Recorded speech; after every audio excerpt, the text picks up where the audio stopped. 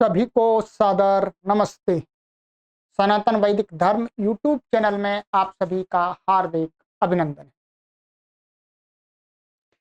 सनातन वैदिक धर्म YouTube channel आप सभी को जागरूक बनाने के लिए निरंतर कार्य करता है। आप सभी को जागरूक बनाने के लिए आज पुनः हम उपस्थित हैं आपके समक्ष। मेरे पास में पुस्तक है सत्यार्थ प्रकाश, जहां से मैं कुछ आपके समक्ष विचार प्रस्तुत करूंगा। ये सत्यार्थ प्रकाश का एकादश समुल्लास है, 11वां समुल्लास। यहां पर एक चर्चा आती है कि पंचदेव पूजा, वैदिक धर्म में पंचदेव पूजा प्रचलित है। उसके भिन्न भिन्न स्वरूप मिलते हैं, परंतु पंचदेव पूजा का सही स्वरूप क्या हो सकता है, पंचदेव कौन से हैं जिनकी हम पूजा करके समाज में एक अच्छा संदेश दे सकते हैं, मनुष्य को संस्कारवान बना सकते हैं। तो इन्हीं पंचदेव पूजा को लेकर के महर्षि दयानंद सरस्वती जी ने बहुत अच्छा विचार प्रस्तुत किया है। और जहां तक मेरा विश्वास है, इस विचार का कोई विरोध नहीं करेगा। ये जो विचार है पंचदेव पूजा के विषय में महर्षि दयानंद सरस्वती जी का, बहुत ही उत्तम और श्रेष्ठ विचार है। इससे हम मानवता से युक्त होते हैं। महर्षि दयानंद सरस्वती जी ने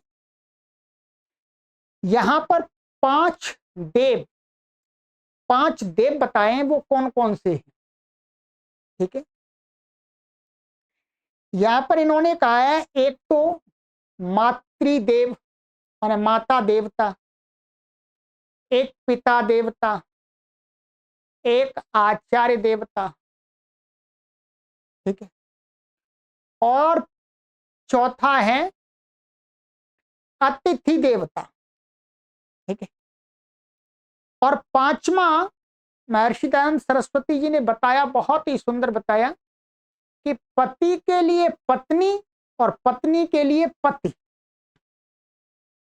कितना कितना ये पंच पूजा, पंचदेव पूजा की कितनी सुंदर व्याख्या महर्षि दयानंद सरस्वती जी करते हैं। मैं उन्हीं के शब्दों में आपको बताता हूं। महर्षि दयानंद सरस्वती जी कहते हैं कि मातृदेवो भव, पितृदेवो भव, आचार्य देवो भव, अतिथि देवो भव, और पूज्यो देववत पति ही। इसकी हिंदी में व्याख्या करते हैं कि प्रथम माता मूर्तिवती पूजनीय देवता है।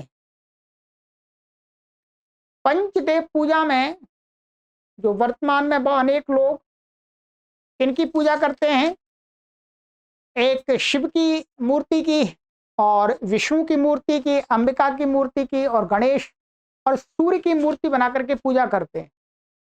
पर महर्षि दयानंद सरस्वती ने कहा, भाई ये तो पंचदेव पूजा नहीं है। वास्तव में पंचदेव पूजा तो वास्तव में मूर्ति वाले जो हैं हमारे, जिनकी पूजा से हम सुखी हो सकते हैं, हमारा परिवार श्रेष्ठ परिवार की श्रेणी में आ सकता है। तो वो कहते हैं कि पहले जो पंचदेव में पहली जो देवता है वो है माता, मातृदेवो भव। हम माता को देवता मानने वाले बने। तो कहते हैं प्रथम माता मूर्तिमती पूजनीय देवता है, अर्थात संतानों को तन मन धन से सेवा करके अपनी माता को प्रसन्न रखना, हिंसा अर्थात ताड़ना कभी न करना, उनको उसको कष्ट न देना, ये क्या है, अपनी माता की माने पंचदेव में एक प्रथम देव की पूजा है। बताइए, सुंदर है ये। यदि हम समाज में इस प्रकार प्रचारित प्रसारित करेंगे कि मनुष्य पंच देवताओं की पूजा करे। पंच देवताओं में सबसे पहला देवता अर्थात प्रत्येक मनुष्य को अपनी माता की सेवा करनी चाहिए, माता का सत्कार करना चाहिए, माता को सम्मान देना चाहिए। जो भी माता के लिए आवश्यक वस्तुएं हैं, पदार्थ हैं, उनको उपलब्ध कराना चाहिए। कितना सुंदर समाज बनेगा। और कहते हैं दूसरा पिता देवता है, अर्थात दूसरा पिता सत्कर्तव्य देव है। उसकी भी माता के समान सेवा करनी चाहिए, अर्थात पिता को भी सत्कार, सम्मान, शुश्रूषा और जो भी वस्तुएं चाहिए वो उसको देनी चाहिए।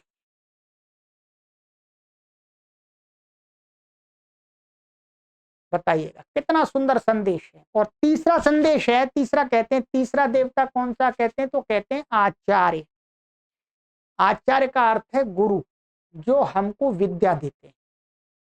तो तीसरा देवता बताते हैं, तीसरा देवता आचार्य जो विद्या देने वाला है, उसकी भी तन मन धन से सेवा करनी चाहिए। ये हमारी सनातन संस्कृति है। वर्तमान काल में तो जो एजुकेशन जो सिस्टम चल रहा है, व्यवस्था चल रही है, उसमें तो नहीं है, उसमें फीस ले रहे हैं। परंतु हमारी प्राचीन जो संस्कृति है उसमें क्या थे, उसमें आचार्य निस्वार्थ भाव से अपने शिष्यों को विद्या दान करते थे, कोई फीस नहीं लेते थे, कोई शुल्क नहीं लेते थे। तो इसलिए हमारी संस्कृति ने पंच देवताओं की पूजा करने की व्यवस्था में तृतीय का अपने आचार्य की भी हमें सेवा करनी चाहिए। यथा योग्य उनको जो भी आवश्यकता है वो देनी चाहिए, उनका सम्मान सत्कार करना चाहिए। और चौथा बताते हैं अतिथि, जो विद्वान, धार्मिक, निष्कपटी और सबकी उन्नति चाहने वाला व्यक्ति। अतिथि, अतिथि का लक्षण बताया। अतिथि कैसे क्या होता है, जो विद्वान हो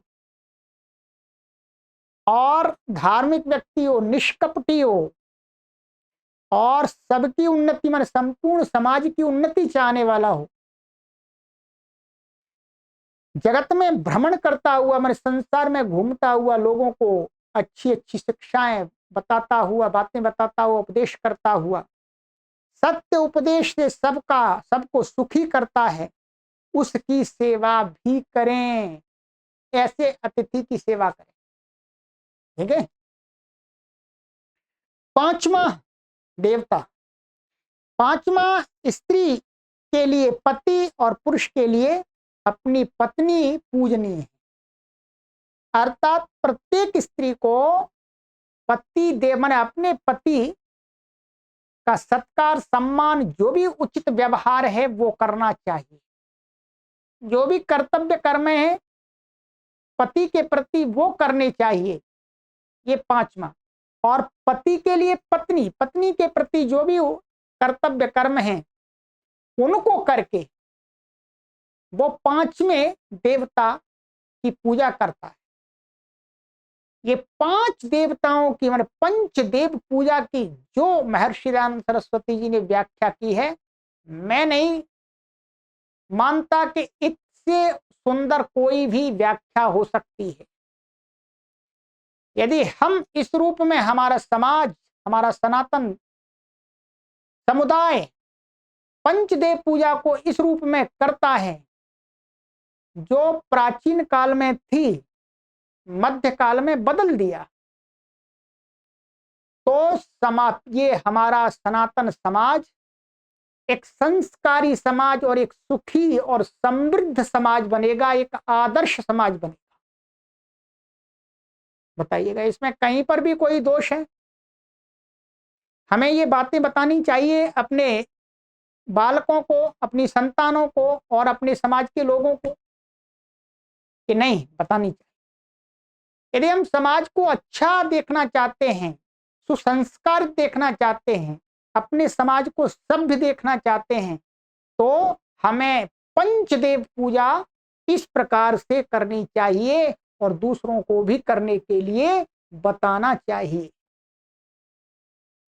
फिर दोबारा सुन लीजिएगा, पंचदेव पूजा में पांच देव कौन से बताए हैं? एक माता, दूसरा पिता, तीसरा अतिथि, चौथा वो नहीं भूल गया, ये पहली माता, दूसरा पिता, तीसरा आचार्य, चौथा अतिथि और पांचवा पति के लिए पत्नी और पत्नी के लिए पति, अर्थात स्त्री के लिए उसका पति और पुरुष के लिए उसकी पत्नी। ये पंच देवों की पूजा करके हम अपने जीवन को सुखद बना सकते हैं। इस मानव जीवन की जो यात्रा है उसको सफल बना सकते हैं। पंचदेव पूजा की बहुत सुंदर व्याख्या की है और महर्षि दयानंद सरस्वती जी ने प्रमाण भी दिया है कि मातृदेवो भव पितृदेवो भव, तैत्तिरीय उपनिषद का प्रमाण है ये। और नीचे जो श्लोक दिया है इसमें कि पूज्यो देवपति ही, ये मनुस्मृति के श्लोक का पाठ दिया है। ठीक है, तो इसलिए इससे सुंदर जो वर्तमान में प्रचलित है शिव की मूर्ति और विष्णु की मूर्ति और अंबिका की मूर्ति और गणेश की मूर्ति और सूर्य की मूर्ति बना करके उनकी पूजा करना, तो मैं जहां तक समझता हूं महर्षि दयानंद सरस्वती जी ने जो पंचदेव की पूजा बताई है वो सर्वोत्तम है, सर्वश्रेष्ठ है, समाज को सुखी बनाने का एक बहुत अच्छा माध्यम हो सकती है। तो आइएगा हम आज से ही अपने पंचदेवों की पूजा के रूप में इन पांचों की पूजा करें, इनका सत्कार करें, सम्मान करें। आपको ये विचार अच्छे लगे तो आगे भी शेयर कर दीजिएगा। ठीक है, ये ऋषियों के विचार हैं, महापुरुषों के विचार हैं। आगे की वीडियो में मिलते हैं नए विषय के साथ में। सभी को सादर नमस्ते।